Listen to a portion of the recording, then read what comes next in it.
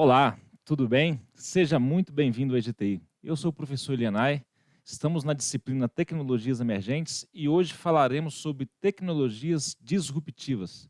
Vamos lá? Bom, então hoje falaremos sobre tecnologias disruptivas, tipos de tecnologias disruptivas e os resultados, desses tipos de tecnologias. Bom, pessoal, então o que vem a ser, a tecnologia disruptiva? Mas antes de saber o que é tecnologia disruptiva, é importante saber essa palavra, disruptiva ou disrupção, né? Então, o termo, a palavra disruptivo, ela vem querer dizer sobre que provoca ou pode causar disrupção, Ou seja, que acaba de interromper um ciclo, ou o segmento normal de um processo, quando se está caminhando com um processo anterior e passa-se para o outro, onde esse novo patamar faz com que o anterior seja desprezível, vamos dizer assim, Então, também, outra forma de se elencar essa definição de disrupção ou disruptivo é que tem a capacidade de romper ou alterar o trajeto de algo, Então, faz com que o trajeto anterior não seja mais um trajeto interessante, Bom, então, continuando com a nossa definição, Então, é romper com o antigo modus operandi ou propor algo nunca visto, outro tipo de definição. Então, tecnologia disruptiva é aquela que revoluciona de maneira significativa, a solução que anteriormente era utilizada ou simplesmente cria um novo mercado. Então, ela faz com que o que era anteriormente utilizado não se faça tanto mais sentido, tanto isso para o mercado quanto produto ou serviço. Então, ela, de certa forma, ela quebra ali um paradigma, ela propõe essa mudança, e também ela tem a visão, o sentido de ter melhorias incrementais. Bom, vamos dar um exemplo aqui, dessa questão de tecnologias disruptivas, meio de transporte tração animal que nós tínhamos no passado, que antes era basicamente feita a partir da tração animal, a partir de rodas, numa carroça você colocava rodas e punha o animal para puxar, e você por exemplo, quando o Ford, Henry Ford desenvolveu o modelo T, Model T,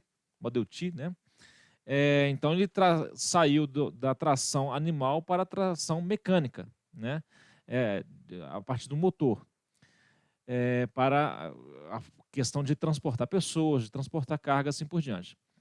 Outra, por exemplo, também que a gente pode falar aqui sobre questão de cultura digital e tecnológica é a premissa para a sobrevivência das empresas, Então, quando a gente fala dessa questão de tecnologias disruptivas, de sempre estar passando por mudanças, ou então melhorias, ou então até mesmo inovação, isso, de certa forma, caracteriza a necessidade das empresas, porque as empresas que muitas das vezes elas não têm uma visão de propor melhoria diferenciado, isso pode gerar, de certa forma, um atraso, vamos dizer assim, para que a empresa consiga alcançar novos patamares, alcançar novos clientes, e novas experiências, obviamente,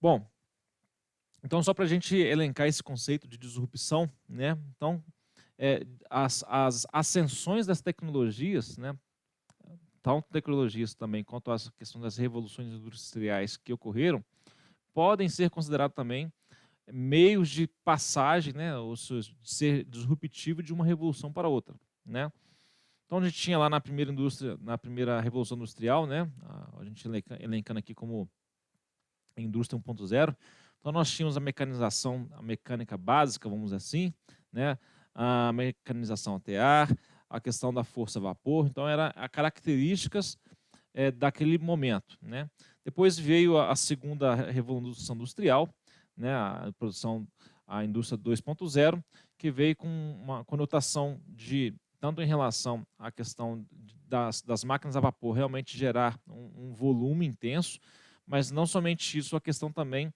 da eletricidade, E isso gerou, tanto isso quanto a parte a vapor, de um novo conceito, que contribuiu direto ou indiretamente sobre a questão da energia a partir da combustão, e também a partir da combustão, da energia, assim por diante, se pôde proporcionar, vamos dizer assim, a produção em massa, produção em escala.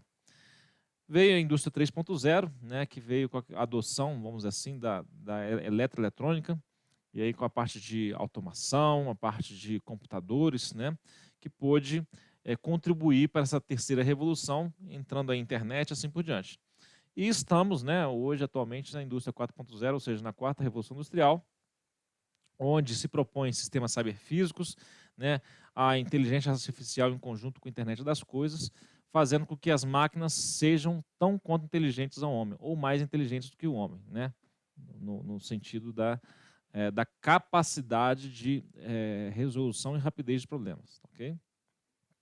Bom, então vamos elencar aqui algumas tecnologias, né, disruptivas que estão adentrando nesse período nosso, né? Então, a internet das coisas, né, o famoso IoT, ou então Internet of Things, é um tipo, né, de tecnologia disruptiva, onde o objetivo dela é que a conexão da informação de dados na internet a partir da cloud, né? E aí a gente já vai observar isso em outras aulas, que vai observar que a internet das coisas vai ter muitos objetos, né, se comunicando. A gente vai entender o que é um objeto, assim por diante. E isso vai gerar muitos dados, esses dados vão ser tratados, e é como essa magia, vamos dizer assim, da internet das coisas funciona. Tá? Bom, a segunda aqui, que estamos elencando, é a questão da inteligência artificial. Né?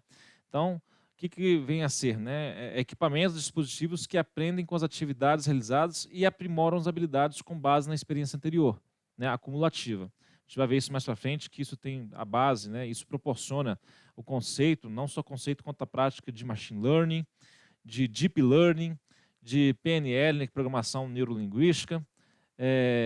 E aí vocês vão entender que isso faz parte, né? A inteligência artificial desdobra em outros tipos de ferramentas, metodologias e tecnologias, né? Então, isso resulta na integração mais rápida e próxima do mundo digital versus o físico, né? Isso se concatena, né? mais rápido, vamos dizer assim. Bom, a terceira que nós elencamos aqui será a tecnologia voltada para realidade virtual e realidade aumentada, né?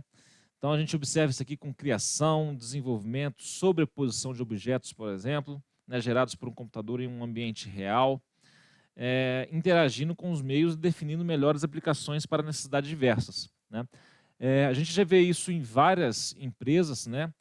Mas isso eu venho, né, tenho uma boa bagagem do setor automotivo, então já presenciei, já vi desenvolvimentos voltados para a parte de realidade virtual e aumentada, com a parte de simulação também, onde se faz um mapeamento, né, se faz um scanner de um veículo, de um carro, né, de um automóvel, e aí o objetivo dessa ferramenta é poder realmente você com o óculos, né, onde você faz toda a visualização desse 3D, desse objeto no ambiente digital, você consegue simular um processo de montagem, consegue simular um processo de diversas coisas, por exemplo, para melhoria de um dispositivo, onde você faz um ambiente de diversas simulações ali, diversos testes. Para quê? Para na hora realmente da fabricação, da montagem, já se tenha um croquis ou um protótipo, um meio da melhor sequência de montagem, ou a melhor forma de se montar, visando a melhoria da ergonomia do ser humano, né, do operador, do funcionário, ou a questão mesmo de reduções de custo. Né? Então isso pode ser e é aplicável não somente no setor automotivo, setor da aviação, setor da saúde, né? A gente pode observar isso já em alguns casos, onde pessoas médicos, né, fazem simulações de certos tipos de tratamento, né? Tratamento seja de coração, coluna, qual seja o meio, e assim por diante. A gente pode elencar diversos exemplos aqui que a realidade virtual e aumentada tem aplicação. Bom, Big Data Analytics, né, então é também também um tipo de tecnologia disruptiva que ela faz correlação entre diversos dados, diversas variáveis, né? E aí ele não somente, né, ele tem o poder de indicar a possível tomada de decisão, como propriamente consolidá-la, executá-la, né? Então, já conversando um pouco com a internet das coisas, igual a gente falou, que tem objetos se comunicando, então Big Data Analytics vai fazer com que esses dados, né, que foram extraídos, né, ou então coletados dos objetos comunicando, ele vai para uma grande base de dados, vai para uma cloud, né, vai para um ambiente, e lá ele começa a entender o comportamento desses dados e começar a entender os próximos passos, entender quais são os dados estatísticos, quais são as variáveis que ali são presentes. E ele não somente indica, igual a gente está falando, como ele já executa, seja dando um input para o objeto, seja para o maquinário, né, para que ele execute com base no aprendizado que ele teve dos dados existentes, qual que deve ser a continuidade ou o próximo passo, o próximo input e assim por diante. Bom, outro item também, a robótica, né? Lembrando aqui a diferença de robótica, né, para robôs, no sentido de braços robóticos que a gente tinha ainda um pouco na indústria, na terceira revolução industrial, perdão, onde a gente enxerga os robôs eram, de certa forma, e braços robóticos, de certa forma, controlados por um PLC, né? Ou seja, por um programador lógico controlável, né? E aí ele tinha ali as suas funções já pré-definidas, né, programadas nesse PLC, que é um IHM, né, uma interface em máquina que ele consegue fazer ali a relação do que ele precisa fazer, e ele tinha movimentos, né, sequências de movimentos pré-programadas. Então, se você precisasse alterar um processo, alterar uma sequência de movimentos, de operação, você precisaria entrar nessa IHM, você precisaria entrar nesse PLC, reestruturar novamente quais seriam os novos passos, né, para ele obedecer esse novo comando. Na robótica, a gente já enxerga isso de uma forma autônoma, né, onde os robôs têm uma autonomia para entender o que está acontecendo e propor a ação, né? Então, essa é a diferença. Então, robôs arquitetados estrategicamente para realizar as atividades humanas, então elas têm a capacidade de realizar tanto atividade com o ser humano, também atividade do ser humano, né? E, consequentemente, o homem realizando atividades de decisões estratégicas para os negócios. A gente vai observar durante o curso falando sobre robôs colaborativos, né? Quando se fala realmente nessa parte de fazer atividades concomitantes com o ser humano. E essa parte que a gente vai frisar bem no curso também, é que o robô, né, a tecnologia, né, as tecnologias emergentes em si, ela tem uma característica de não roubar, é bem claro deixar essa afirmação, não está para roubar o emprego, o trabalho do ser humano, ok? O ser humano ele foi feito para pensar, para sonhar, para gerar estratégias, para pensar em inovações, né? Então, a parte mecânica e processual em relação à rapidez, sim, as tecnologias emergentes, a robótica, a cloud, enfim, vai fazer isso, né? E por fazer isso com muita rapidez, realmente, um tipo de solução de tecnologia consegue fazer serviços de 100 pessoas, 1000 pessoas, assim por diante, né?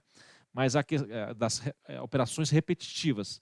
Mas a parte de inovação, a parte de pensar, sonhar, gerar estratégias, o homem precisa voltar atrás, né? A gente pensa que o homem, entendendo que as máquinas têm a possibilidade, às vezes quer fazer o trabalho da máquina. A máquina tem capacidade de fazer muito mais força e rapidez do que o homem, então não dá para comparar, né? A gente vai ver isso numa das nossas aulas.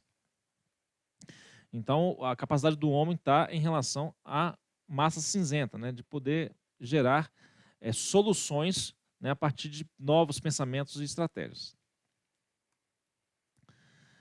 Ainda falando, né, sobre a robótica, e aí elencando aqui, né, que eu acabei de falar agora sobre o conforto, né?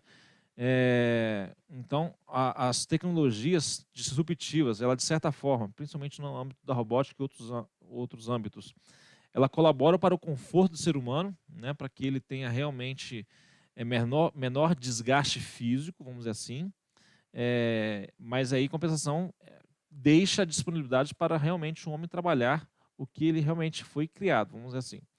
Então, essa ideia precisa ser alinhada com os resultados estratégicos e contribuindo para cada vez mais com a inovação no mercado. Então, o homem precisa entender, né, nós temos que entender o papel que as máquinas vão fazer os trabalhos de análise rápida, de processamentos rápidos, enquanto a gente vai pensar na parte de inovação, os famosos insights, né, para poder gerar resultados diferenciados. Bom, o que nós vimos aqui, pessoal? Então, nós falamos sobre tecnologias disruptivas, que elas, de certa forma, têm a característica de quebrar paradigmas, né? Propor um outro patamar.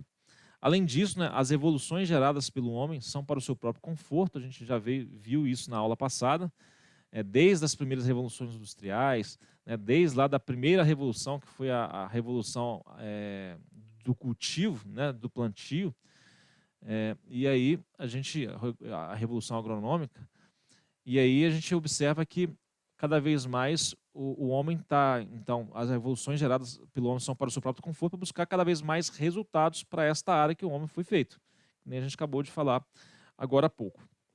Bom, na próxima aula falaremos sobre tecnologias emergentes. Eu convido você a assistir esse vídeo novamente, caso tenha uma dúvida, rever o conteúdo na apostila, e eu espero você na próxima aula. Um forte abraço, tchau, tchau.